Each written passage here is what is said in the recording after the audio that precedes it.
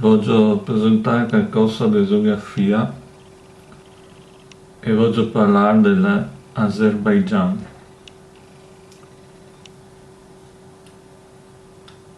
Prendo da un sito che parla appunto di geografia, mi lo traducesto in lingua veneta, quel che dice. Donc, superficie 86.528 km², capitale Kaledare, Baku, abitanti 7.771.000, densità, ma dita anche fissessa, 90 abitanti km², lingua azero ufficiale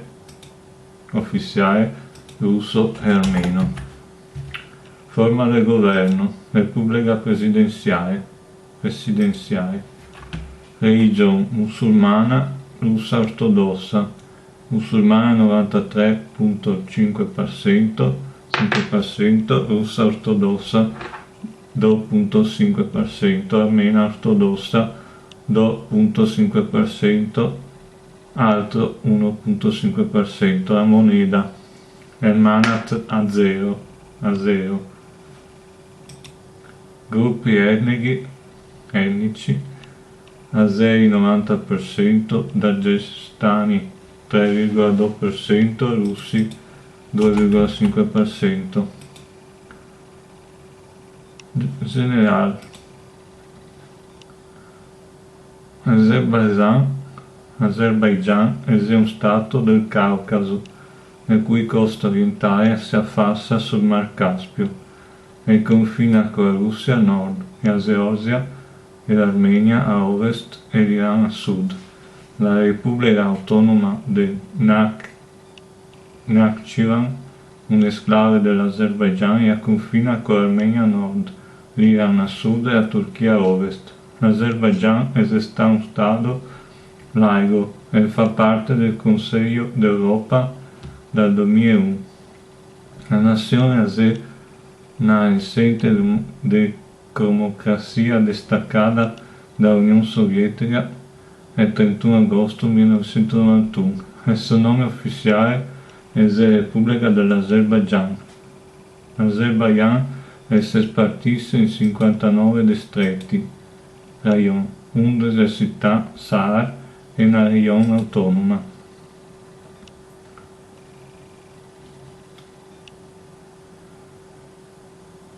Nakhchivan, l'enclave a sud-ovest. Territorio: l'Azerbaigian si colloca ai pendici del Caucaso meridionale. La parte densamente abitata del territorio si estende attorno ai vari del fiume Kuma, che sbocca nel Mar Caspio, sul quale si affaccia tutta la parte orientale dell'Azerbaigian. Il paese confina a nord con Russia e Georgia, a ovest con l'Armenia e a sud con l'Iran.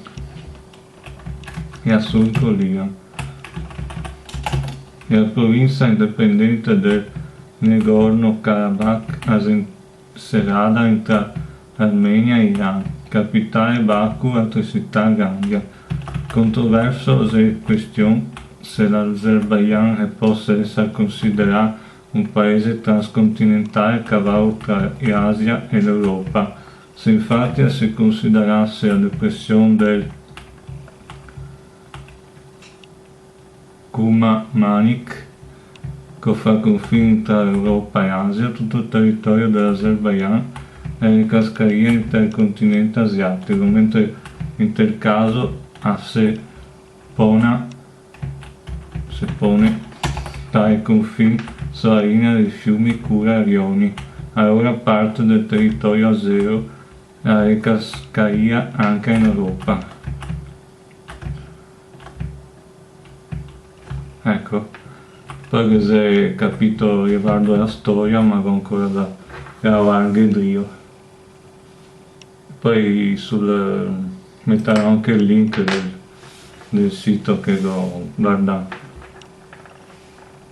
Ci vediamo al prossimo video.